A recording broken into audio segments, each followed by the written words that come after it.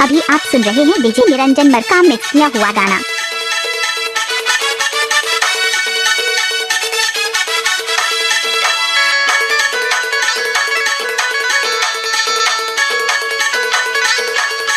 DJ Niranjan Markam.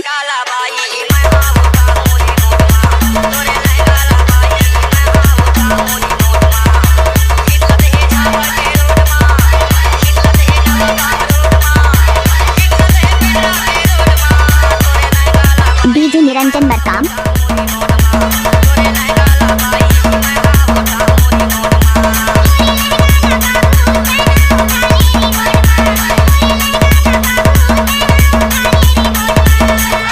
आपने सुना ही होगा डीजे निरंजन मरकाम झामझोला वाले।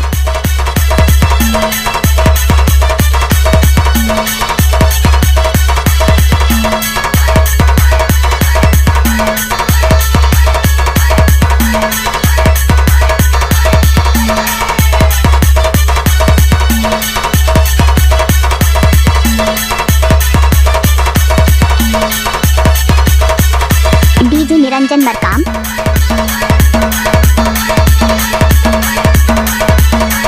डीजे निरंजन मरकाम।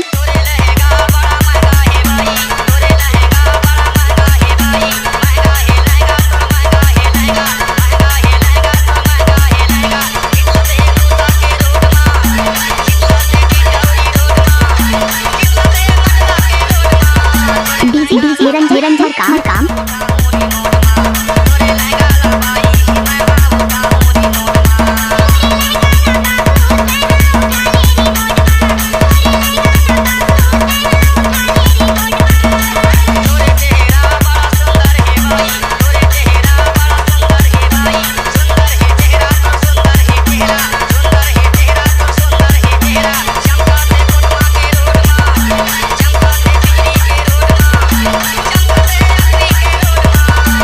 डीजे निरंजन मरकाम।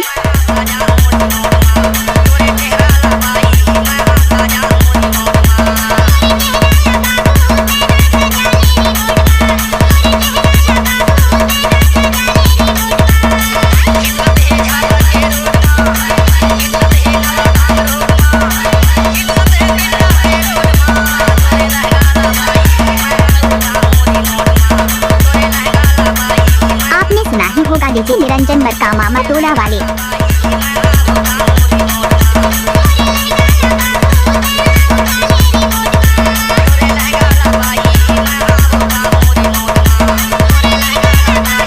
आपने सुना ही होगा डीजे निरंजन मरकाम झामझोला वाले।